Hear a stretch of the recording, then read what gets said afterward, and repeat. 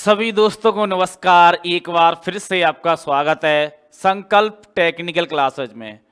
तो दोस्तों, आज चुंबक के पद रहने वाले हैं इस टॉपिक में। जो चुंबक में जो पद कौन कौन से हैं, किस प्रकार से काम करते हैं, किस प्रकार से क्षेत्र होता है, ध्रुव होता है, फ्लक्स होता है, उनके बारे में आज अध्ययन करेंगे। जो बच्चे हमारे चैनल पर नए जुड़े हैं तो चैनल को सब्सक्राइब और कमेंट करना ना भूलें, जिससे आने वाली वीडियो सबसे पहले आप तक पहुंच सके। ठीक है ना? तो चलते हैं इसी क्रम में।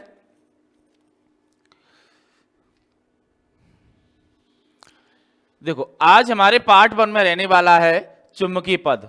हमारे चुंबकीय पद किस किस प्रकार से रहते हैं, ठीक है ना? हमारे चुंबकीय पदों का निम्न प्रकार से वर्णन किया गया है। क्या किया गया है? निम्न प्रकार से।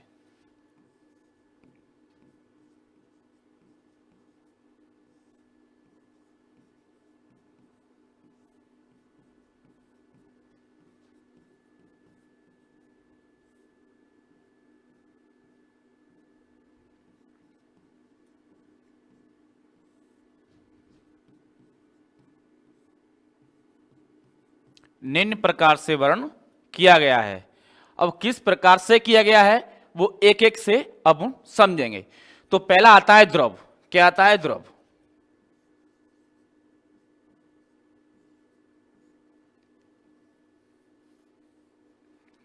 देखो, ध्रुव को पोल कहती हैं। क्या कहती हैं? पोल कहती हैं।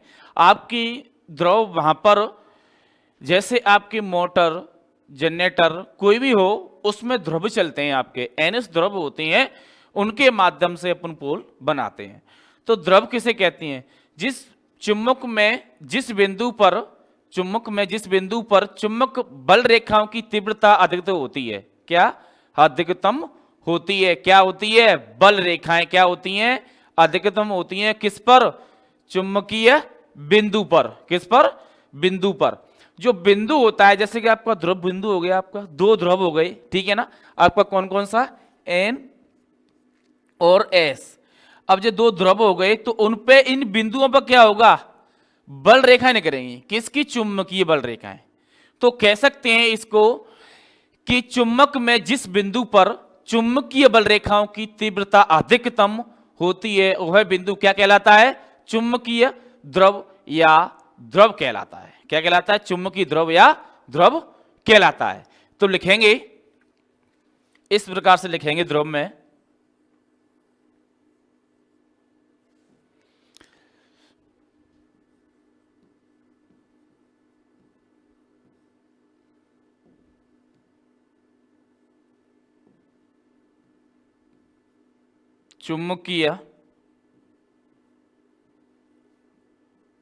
चुंबकीय में से किसी बिंदु पर चुंबकीय बल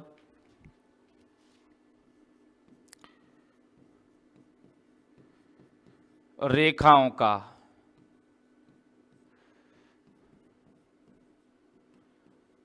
तीव्रता से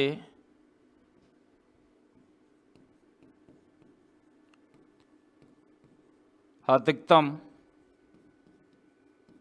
होना वह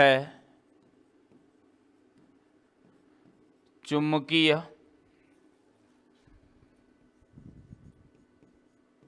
ध्रुव या ध्रुव कहलाता है। ठीक है ना? क्या कहलाता है? चुंबकीय ध्रुव कहलाता है। जो हमारी बल रेखाएं होती हैं, क्या होती हैं? बल रेखाओं का क्या होना? अधिकतम होना। ठीक है ना? अब चुंबकीय किसी बिंदु पर, हमारा कोई बिंदु है तो वहां पर क्या होता है? चुंबकीय बल रेखाओं का अधिकतम होना क्या कहलाता है? आपका चुंबक ध्रुव या ध्रुव कहलाता है। ठीक है ना? मैंने आपको बताया था कि आपको बिंदु एन या एस, इस प्रकार से आपके दो बिंदु हैं। इन दो बिंदुओं से क्या होती हैं? बल रेखा निकलती हैं। और जितनी अधिकतम बल रेखाएं निकलती हैं तो उसको क्या कह रहे हैं, पुनः ध्रुव कह रहे हैं। क्या कह रहे हैं, ध्रुव कह रहे हैं।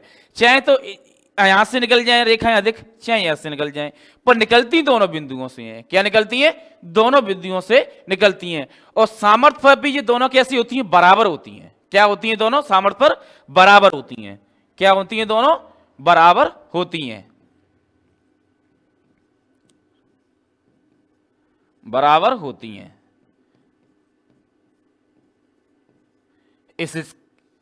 इसका भी ध्यान रखना है, ठीक है ना। सामर्थ्य पर ये दोनों होती हैं, जिनकी चुंबकीय बल रेखाएं कैसी होती हैं, बराबर होती हैं। तो ये हमारा रहा ध्रुव। अब पढ़ते हैं चुंबकीय अक्ष। देखो चुंबकीय अक्ष किसे कहते हैं। चुंबकीय अक्ष बनता है हमारा ध्रुवों से, जो दो ध्रुव होते हैं हमारे, ठीक है ना।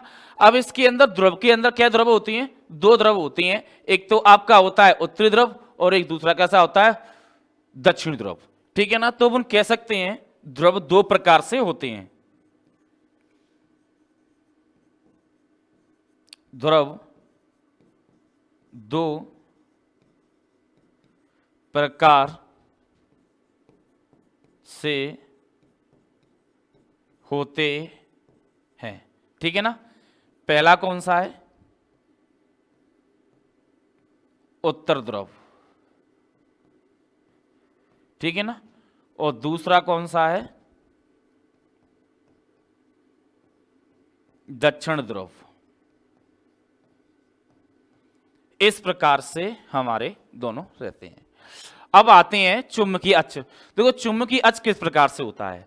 किसी चुंबक के उत्तरी ध्रुव तथा दक्षिण ध्रुव को मिलने वाली काल्पनिक रेखा क्या कहलाती है, चुंबकीय अक्ष कहलाती है। तो लिखेंगे चुंबकीय अक्ष के बारे में,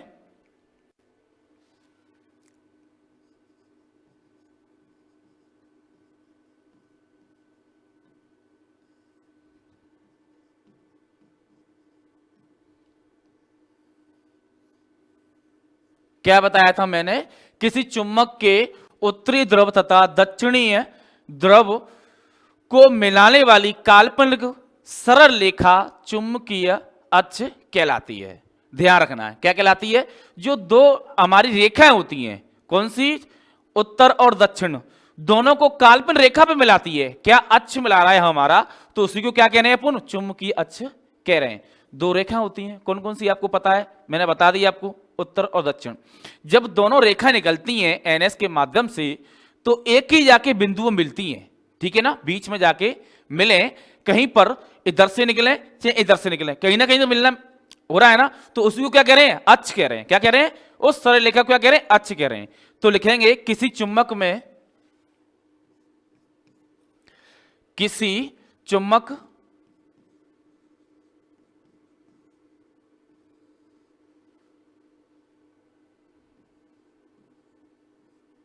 किसी चुंबक से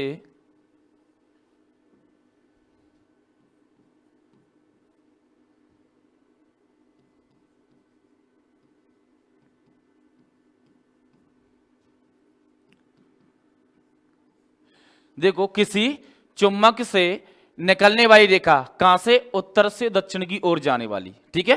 तो अपन इस प्रकार से लिख सकते हैं, किसी चुंबक के, किसी चुंबक से, किसी चुंबक के, इस प्रकार से लिख सकते हैं,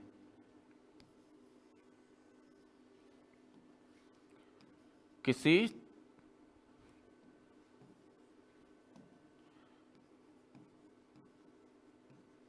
चुंबक के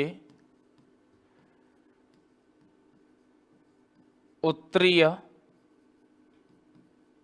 ध्रुव व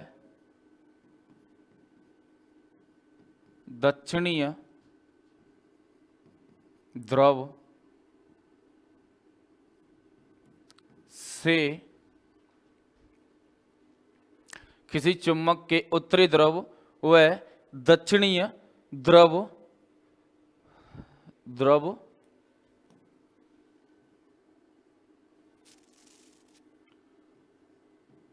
को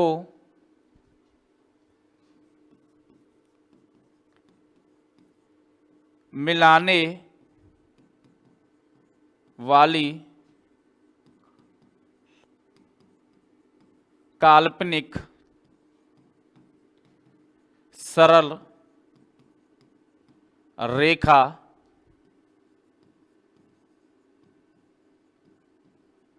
चुंबकीय अक्ष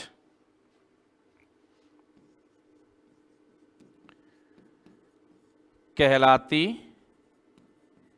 है। अब हमारी जो रेखा मिल रही है किस प्रकार से मिलती हैं? देखो इस प्रकार से आपको बता देता हूं मैं। ये हमारा एनएस, ठीक है ना। अब यहां से ये रेखा निकलेंगी इस प्रकार से, निकल रही है रेखा, और इधर से इस प्रकार से। अब जो रेखा मिल रही है क्या हो रही है? आपस में मिल रही हैं। तो किसके माध्यम से मिल रही हैं? ध्रुव के माध्यम से। कौन से ध्रुव से? आपके उत्तर और दक्षिण से। इन्हीं को काल्पनिक रेखा को मिलाने वाला, क्या मिलाने वाला आपका क्या कहलाता है? चुंबकीय अक्ष कहलाता है। ये अक्ष क्या करता है? मिलाता है। कोई रेखा इधर से जा रही है और इधर से जा रही है, तो ये क्या रेखा एक कहीं ना कहीं जाके मिल रही है।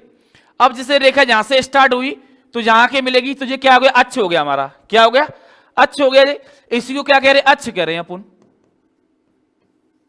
क्या कह रहे हैं? अक्ष कह रहे हैं।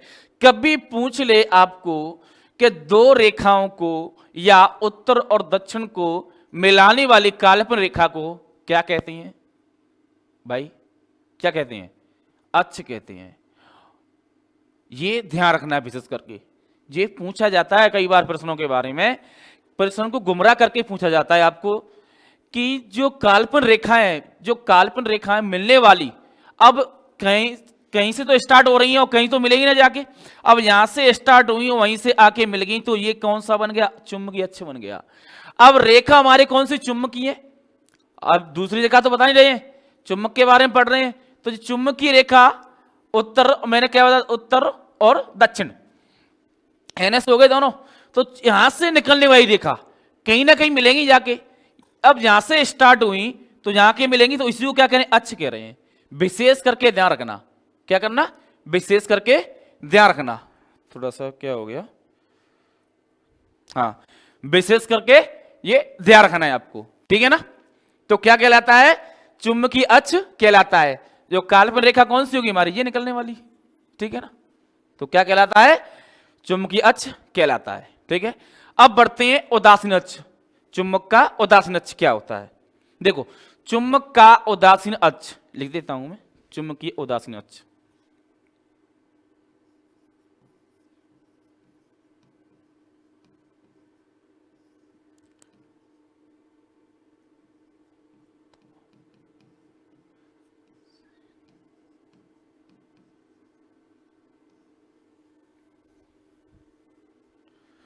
चुंबकीय उदासीन अक्ष चुंबक के केंद्र से, क्या? चुंबक के केंद्र से होकर जाने वाली तथा चुंबकीय अक्ष के लंबवत काल्पनिक रेखा या काल्पनिक अक्ष चुंबकीय उदासीन अक्ष कहलाता है। अब चुंबकीय उदासीन अक्ष क्या कहलाता है? किसी बिंदु से होकर गुजरेगी यहां पर, ठीक है ना। बिंदु से होकर जाने वाले चुंबक अक्ष के लंबवत। अब चुंबक से लंबवत होकर जा रही है। अब चुंबक जिस प्रकार से देखेंगे, ये हमारा क्या है? चुंबक है एनएस, तो इसके लंबवत होके जाएगी ना। क्या होगी? लंबवत होके जा रही है। किसके? एन और एस के लंबवत होके जा रही है। और हमारा अक्ष कहीं ना कहीं अक्ष तो है, या यहां पर मिले, या यहां पर मिले, या यहां पर मिले। अक्ष मैंने आपको बता दिया कि अक्ष किसे कहते हैं, ठीक है ना। जो काल्पनिक रेखा होती है उसको क्या कह रही है? उदासीन चुंबकीय अक्ष कह रहे हैं, ठीक है। किसी चुंबक के बिंदु से होकर गुजरने वाली लंबवत अक्ष के बिंदु से, जो अपना बिंदु है, जैसे कि बिंदु है जी हमारा, इस प्रकार से गुजर रही रेखा जी हमारी। कौन सी रेखा गुजर रही है? इस प्रकार से जो रेखा गुजर रही है, ठीक है ना। तो ये चुंबक हो गई हमारी। क्या हो गई? ये चुंबक हो गई, ठीक है ना। तो चुंबक के किसी बिंदु से, चाहे बिंदु जे हो जाए, चाहे बिंदु यहां से हो जाए, चाहे बिंदु यहां से हो जाए, अब बिंदु से होकर गुजरेंगी। अब बिंदु से इस प्रकार से होकर गुजर रही है। अब बिंदु हमारा यहां से, तो यहां से रेखा गुजर रही है ना दोनों साइड में, इधर भी एन है, एस है, और इधर भी एन है। तुम्हारा ये बिंदु हो गया। अब यहां से बिंदु से होकर गुजर रही है, ठीक है ना। और गुजर रही है गुजरने के बाद जो रेखा जा रही है आपकी, ये रेखा कहते हैं जा रही है, ठीक है, जाने के बाद चुंबक अक्ष के लंबवत होती है। अब चुंबक अक्ष बनेगा ये हमारा कहीं ना घूम के, तो ये क्या है, चुंबकीय अक्ष, तो लंबवत होती है। इस चुंबकीय अक्ष क्या होती है, लंबवत होती है। इसी को क्या कह रहे हैं, चुंबकीय उदासीन अक्ष कह रहे हैं। तो लिखेंगे इसके बारे में, चुंबकीय अक्ष के बारे में।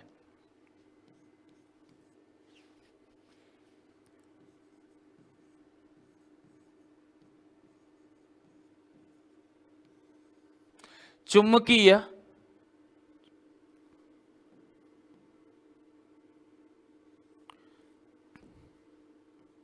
चुंबक के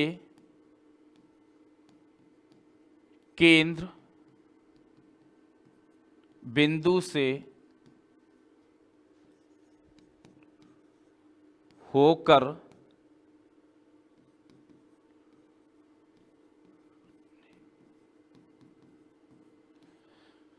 चुंबक के केंद्र बिंदु से होकर गुजरने वाली तथा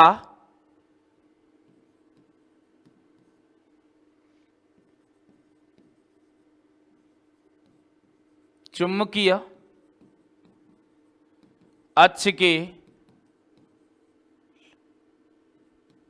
लंबवत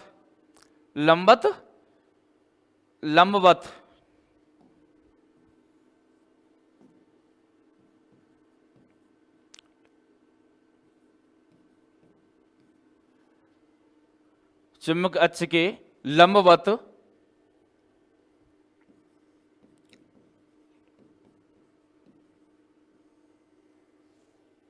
काल्पनिक अक्ष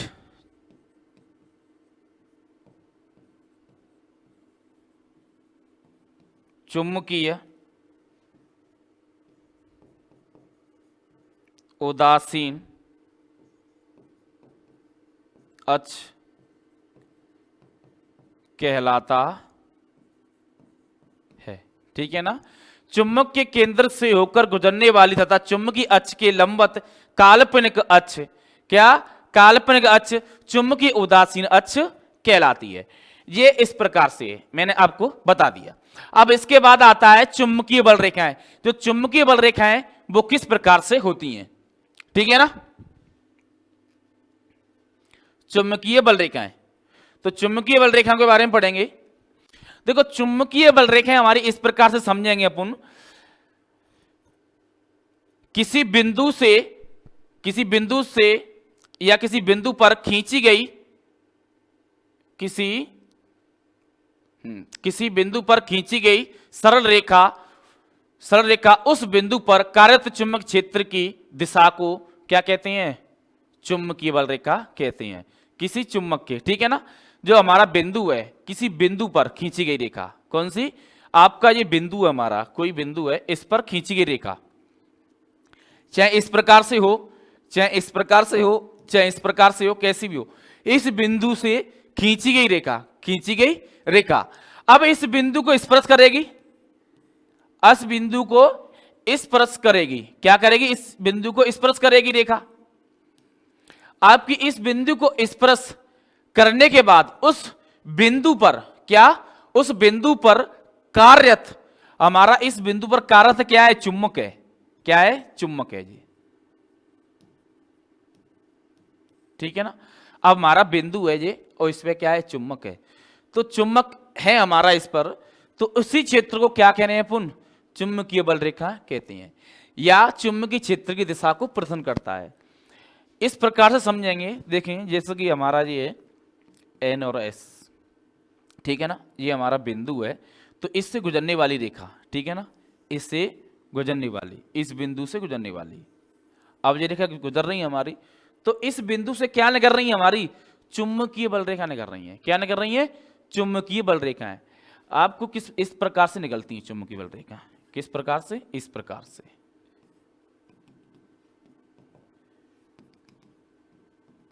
तो कोई बिंदु है हमारा, उससे स्पर्श होते हुए निकल रही हैं हमारी, वो क्या कहलाती हैं, चुंबकीय बल रेखाएं कहलाती हैं, ठीक है ना। मैं इसको मिटा के लिख देता हूं आपके लिए।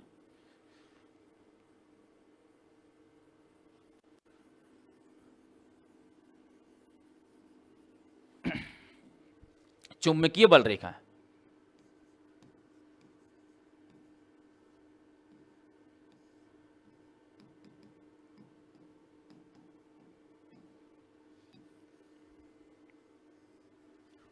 चुंबकीय बल रेखाएं, ठीक है ना। तो किसी बिंदु पर, मैंने क्या बताया था आपको, बिंदु बताया था, किसी बिंदु पर खींची गई स्पर्श रेखा, ठीक है ना, किसी बिंदु पर खींची गई स्पर्श रेखा, उस, अब कोई बिंदु हमारा, ठीक है ना, तो उस बिंदु पे जो कार्यरत हमारी क्या है, चुंबक दिशा निर्देश करती है। क्या करती है, कार्यरत चुंबक दिशा निर्देश करती है।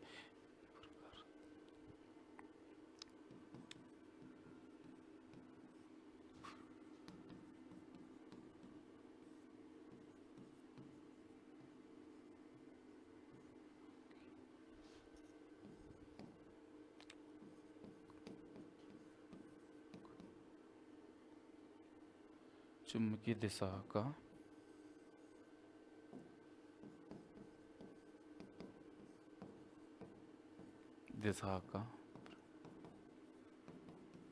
सिद्ध करती है, उसे क्या कहते हैं, चुंबकीय बल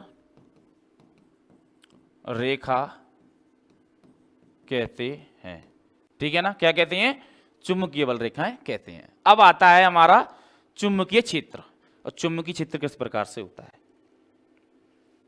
देखो, हमारा जो चुंबकीय क्षेत्र होता है हमारा, वो किस प्रकार से रहता है।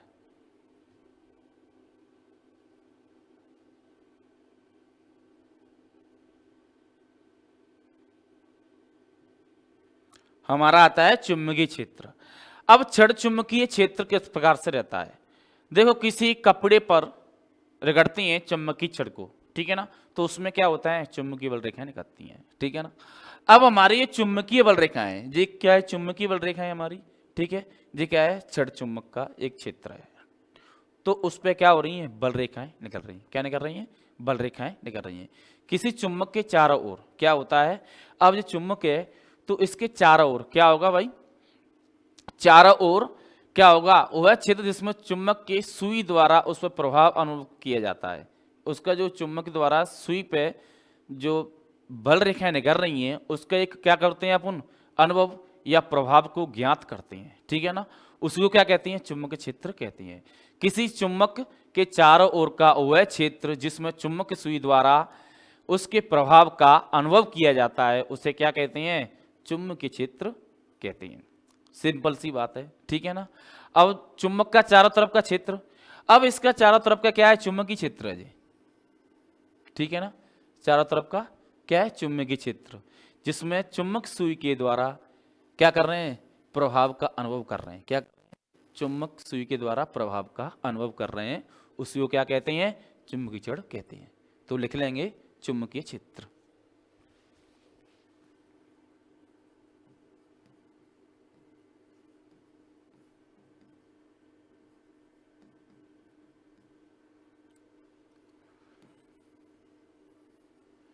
चुंबकीय क्षेत्र लिखेंगे, किसी चुंबक के चारों ओर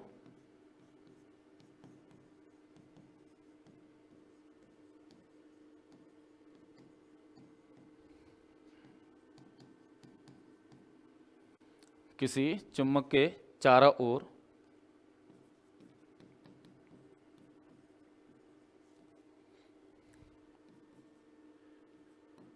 वह क्षेत्र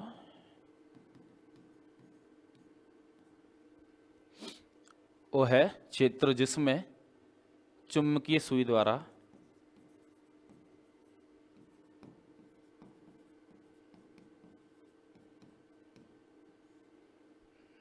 चुंबकीय सुई द्वारा उसके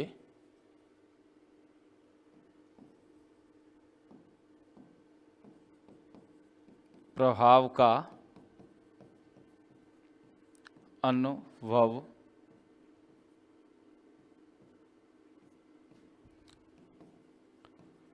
किया जा सके उसे चुंबकीय क्षेत्र कहते हैं। ठीक है ना, ये हमारी बल रेखाएं निकल रही हैं, चुंबकीय क्षेत्र के चारों ओर हैं, चारों तरफ से निकल रही हैं, तो उसी को क्या कहते हैं? चुंबकीय क्षेत्र कहते हैं। नेक्स्ट चलते हैं चुंबकीय फ्लक्स। चुंबकीय फ्लक्स किस प्रकार से रहता है? देखो, चुंबकीय फ्लक्स के बारे में बात करते हैं। आपका जनरेटर हुआ, मोटर हुआ, जब तक उसके अंदर फ्लक्स पैदा नहीं होगा, जब तक क्या नहीं हो सकता? विद्युत वागबल पैदा नहीं हो सकता, उसके अंदर करंट नहीं बन सकता। ऐसे सिंपल भाषा में समझो आप, ठीक है ना। तो चुंबक फ्लक्स का बड़े ध्यान से समझना आप। जो चुंबक क्षेत्र होता है उसके अंदर क्या होता है? जो विद्युत वागबल रेखाएं होती हैं, जो विद्युत वागबल रेखाएं निकलने के बाद जब उसके अंदर करंट बनना चालू होता है तो उसके समतल में एक फ्लक्स भी पैदा होता है। क्या होता है? एक फ्लक्स ही पैदा होता है। जब तक फ्लक्स पैदा नहीं होगा तो आप इस प्रकार से समझ सकते हैं कि विद्युत वागबल पैदा नहीं होगा। डेफिनेटली इस चीज को कंफर्म करें, मैं आपको कंफर्म करके बता भी रहा हूं कि जिस क्षेत्र में आपका चुंबक क्षेत्र है, चाहे आपका चुंबक क्षेत्र एनीबॉडी कुछ भी हो सकता है, आपका मशीन भी हो सकती है, मोटर भी हो सकती है, जनरेटर भी हो सकता है, जब तक उसके अंदर फ्लक्स पैदा नहीं हो जब तक तो क्या नहीं होगा? विद्युत वागबल पैदा नहीं होगा। और जब तक विद्युत वागबल पैदा नहीं हो जब तक चुंबक क्षेत्र क्या चुंबक फ्लक्स पैदा नहीं होगा। इस प्रकार से इसको समझेंगे। तो चुंबक फ्लक्स क्या होता है? किसी चुंबक बल रेखाओं का लंबवत तल में से गुजरने वाली चुंबकीय रेखाओं की कुल संख्या चुंबकीय फ्लक्स कहलाती है। ठीक है ना। अब जिसके लंबवत होती हैं, ठीक है ना, किसी चुंबक बल रेखाएं क्या होती हैं? लंबवत होती हैं। किसके? विद्युत वागबल के। जब वो लंबवत होंगी आपकी तो उससे गुजरने वाली, जब गुजरने वाली चुंबकीय बल रेखाएं होंगी तो उसकी कुल संख्या क्या कहलाती है? चुंबकीय फ्लक्स कहलाती है। कुल संख्या क्या कहलाती है? चुंबकीय फ्लक्स कहलाती है। सिंपल भाषा हम समझेंगे इसको, ठीक है ना। तो लिखेंगे अपन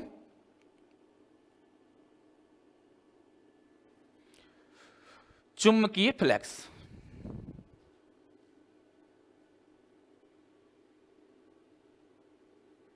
देखो, ये हमारा है चुंबकीय फ्लक्स। मैंने आपको क्या बताया था? कि मैंने आपको बताया था किसी चुंबकीय बल रेखा के लंबवत तल में से। अब ये लंबवत तल है हमारा, ये तल है हमारा, ठीक है ना, इस पर रखे, ये तल है हमारा, इस पर रख दिए। अब इस पर ये चुंबकीय बल रेखाएं निकल रही हैं, इस तल के माध्यम से। क्या निकल रही हैं? तल के माध्यम से क्या निकल रही हैं? चुंबकीय बल रेखाएं निकल रही हैं। अब चुंबकीय बल रेखाएं निकलने के बाद क्या हो रहा है इसमें? कि चुंबकीय बेला रेखाएं निकलनी, अब क्या होगा इनका? अब इसका जो रेखाएं होंगी, जो चुंबकीय रेखा होंगी, उसकी कुल संख्या क्या कहलाती है? चुंबकीय फ्लक्स कहलाता है। उसकी रेखाओं की कुल संख्या क्या कहलाती है? चुंबकीय फ्लक्स कहलाती है। ठीक है ना। तो लिखेंगे चुंबकीय फ्लक्स।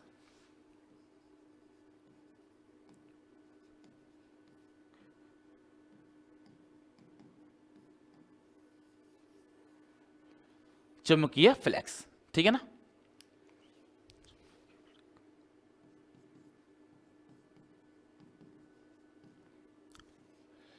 किसी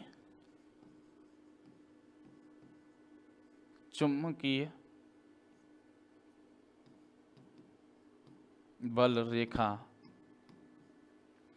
किसी चुंबकीय बल रेखा के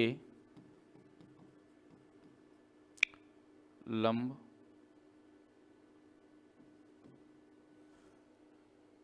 किसी चुंबकीय बल रेखा के लंबवत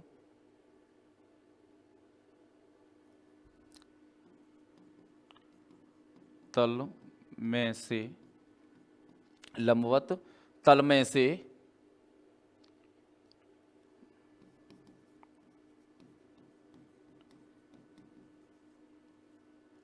लंबवत तल में से गुजरने वाली चुंबकीय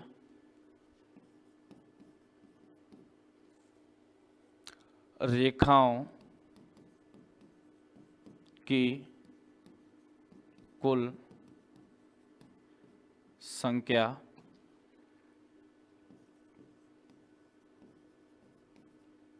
चुंबकीय फ्लक्स कहलाती है। अब तरह जी निकल रही हैं, हमारी बल रेखा निकल रही हैं, ठीक है ना। आपने देखना है चारों तरफ निकल रही हैं, इस तल से निकल रही हैं। क्या है? तल से निकल रही हैं।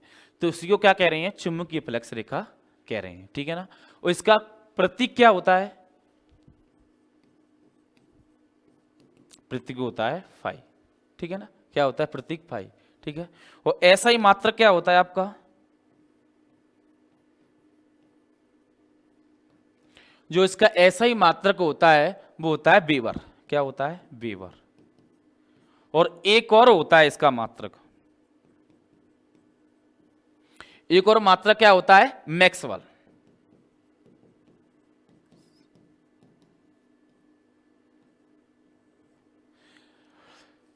कभी कभार पूछ लेता है आपको कि चुंबक फ्लक्स का जो ऐसा ही मात्रक है वो कौन सा है। आपको अगर दोनों दे रखे हो प्रश्न में इस प्रकार से कि वेबर पहला ऑप्शन, दूसरा है आपका मैक्सवेल, ठीक है ना, और तीसरा है आपका ये दोनों, ठीक है, चौथा है इनमें से कोई नहीं। चौथा कौन सा, इनमें से कोई नहीं। प्रश्न पूछा जाता है, बड़े ध्यान से समझना है, क्योंकि इसके अंदर दो आपके मात्रक दे रखे हैं, ठीक है ना। चाहे तो दोनों नहीं देगा तो एक तो जरूर देगा आपको, क्या देगा, एक तो जरूर देगा। तो अगर दोनों दे ले तो ये दोनों करने हैं आंसर, क्या करना, ये दोनों ही होते हैं, विशेष करके ध्यान रखना, ठीक है। तो आगे बढ़ते हैं। अब आता है हमारा चुंबकीय फ्लक्स घनत्व। जो चुंबकीय फ्लक्स घनत्व होता है किस प्रकार से होता है, और चुंबकीय फ्लक्स के जो हमारा जैसे चुंबकीय बल रेखाएं के लंबवत तल में से गुजरने वाली चुंबकीय क्या होती हैं, रेखाएं होती हैं। अब रेखाएं होती हैं जहां तक, ठीक है ना, क्या होती हैं, रेखाएं होती हैं हमारी, पर उसमें क्या आता है, उस तल में से जो गुजरने वाली चुंबकीय, उस जो क्षेत्रफल होता है हमारा, क्या होता है, जो घनत्व होता है वो क्षेत्रफल होता है। क्षेत्रफल में से गुजरने वाली चुंबकीय बल रेखाएं चुंबकीय घनत्व कहलाती हैं, क्या कहलाती हैं, उस तल में से, उस तल के इकाई क्षेत्रफल में से गुजरने वाली चुंबकीय बल रेखाएं क्या कहलाती हैं, आपकी चुंबकीय फ्लक्स कहलाती हैं। तो चुंबकीय फ्लक्स के बारे में लिखेंगे, चुंबकीय फ्लक्स घनत्व।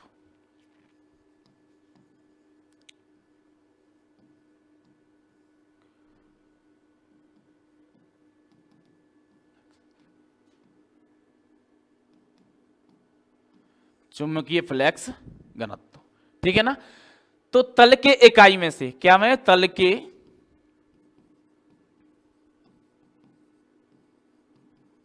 इकाई क्षेत्र में से, मैंने क्या अब बताया आपको कि इस प्रकार से समझेंगे आप। देखो ये हमारा तल है पूरा, ठीक है ना, इसमें से इकाई क्षेत्र कौन सा, इकाई क्षेत्र कौन सा भी हो सकता है, ठीक है, ध्यान रखना इसका, ठीक है।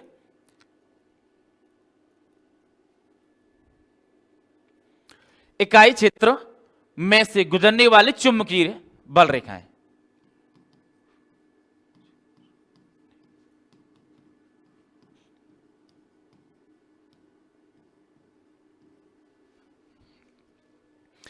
तल के इकाई क्षेत्र में से गुजरने वाली चुंबकीय बल रेखाओं की संख्या, चुंबकीय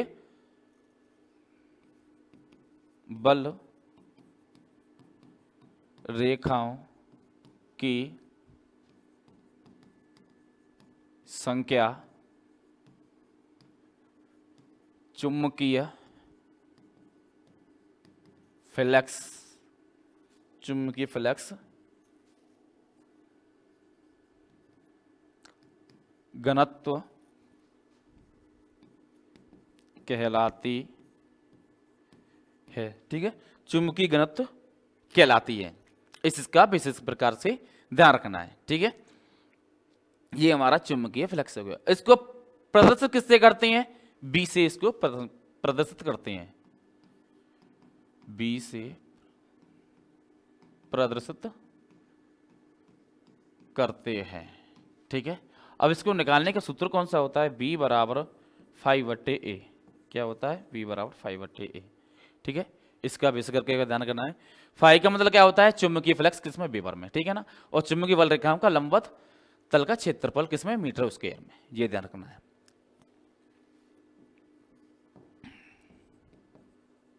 चुंबकीय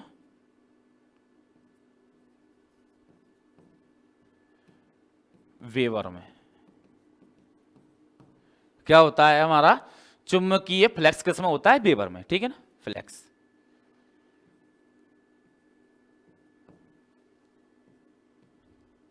और ए का मतलब होता है हमारा कि चुंबक बल रेखा को लंबवत तल।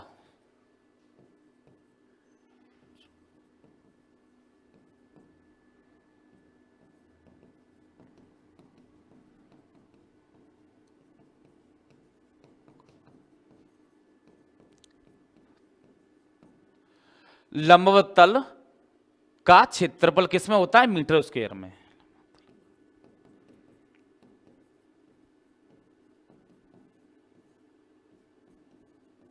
मीटर स्क्वायर में, ठीक है। अब ये तो हो गया हमारा। अब इसके बाद पढ़ते हैं चुंबकीय प्रेरण। चुंबकीय प्रेरण किस प्रकार से रहता है?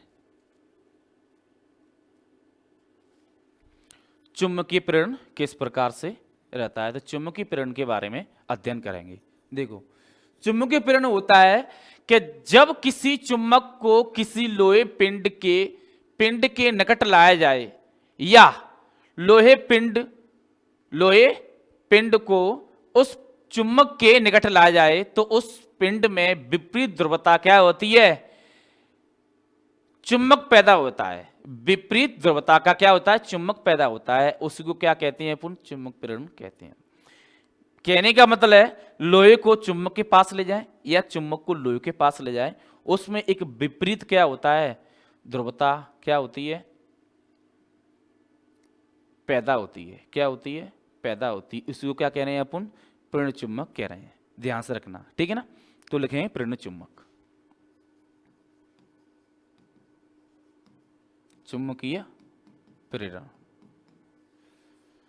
तो मैंने बताया लोहे को उस पिंड के पास ले जाए या चुंबक पिंड को उसके पास ले जाए, उसको क्या कह रहे हैं अपन? चुंबक प्रेरण कह रहे हैं। सीधा सीधा सिद्धांत समझ लो, ठीक है ना। तो लिखेंगे जब किसी लोहे पिंड को चुंबक के पास लाया जाए या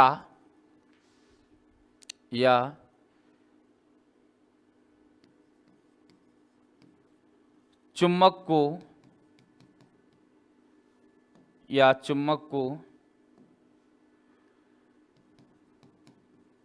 लोहे पिंड के पास लाया जाए, उसमें एक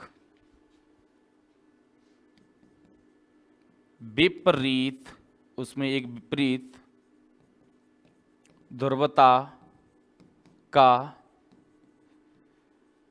चुंबकत्व पैदा हो जाता है, उसे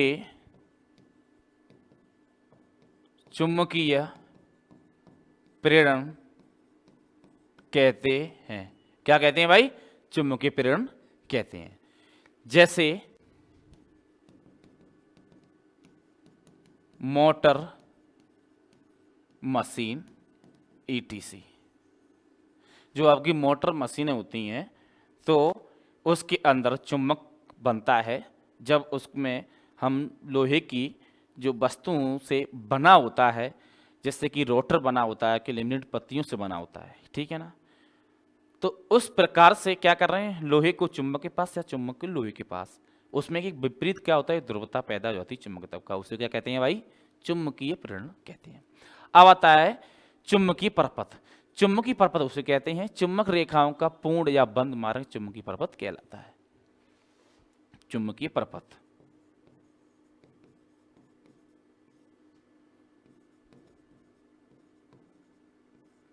सिंपल सी भाषा में लिखेंगे बंद या पूर्ण मार्ग चुंबकीय परपथ कहलाता है। ठीक है ना, चुंबकीय प्रपथ उसे कहते हैं सिंपल भाषा में। ठीक है ना, नेक्स्ट आता है हमारा चुंबकीय वाहक चुंबकत्व वाहक। ठीक है, क्या आता है? चुंबकत्व वाहक।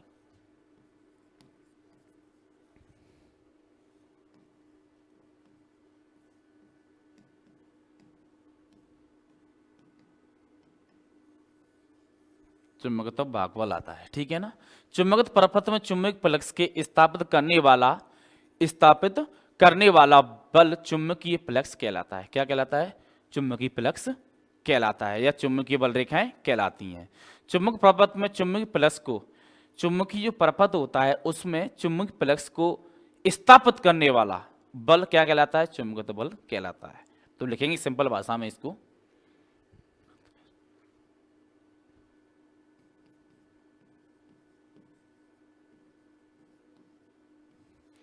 चुंबकीय प्रपथ में चुंबकीय प्रपथ में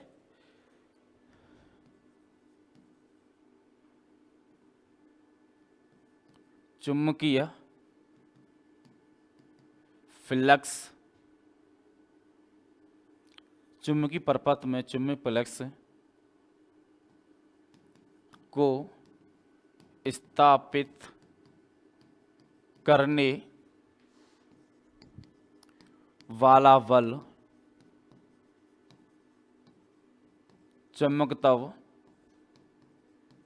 वाहक बल कहलाता है। क्या कहलाता है? चुंबक वाहक बल कहलाता है। इसका जो सूत्र होता है, तो सूत्र क्या होता है वो देख लेंगे। ठीक है ना, तो इसको किससे प्रदर्शित कर रहे हैं? एफ एम से प्रदर्शित कर रहे हैं। ठीक है ना, तो एफ एम बराबर क्या हो जाएगा हमारा?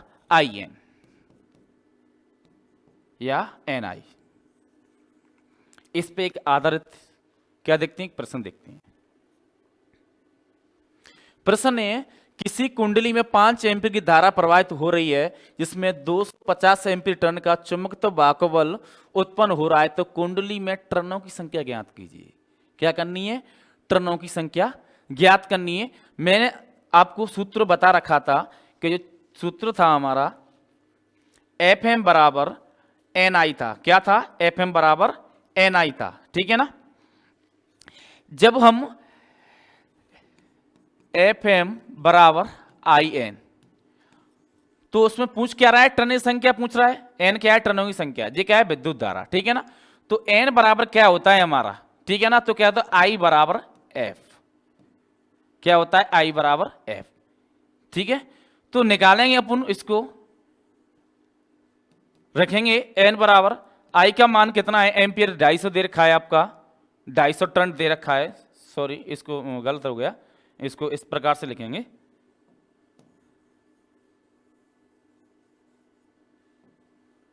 एन बराबर एफ एम बट्टे आई। तो एफ एम का मान टर्न चुंबकत्व कितना दे रखा है? 250, और आई का मान कितना दे रखा है? 5। तो 5 से काटेंगे 25, 5 बार, 0 की 0, तो कितना आ गए भाई?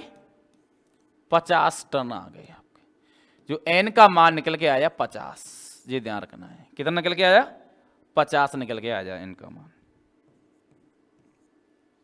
ठीक है दोस्तों, तो इस प्रकार से देखते हैं। तो मिलते हैं नेक्स्ट वीडियो में। जो बच्चे इस चैनल पे पहली बार जुड़े हैं तो चैनल को सब्सक्राइब कर दें और कमेंट करना ना भूलें, जिससे आने वाली वीडियो सबसे पहले आप तक पहुंच सके। ठीक है, सो थैंक यू, वेलकम।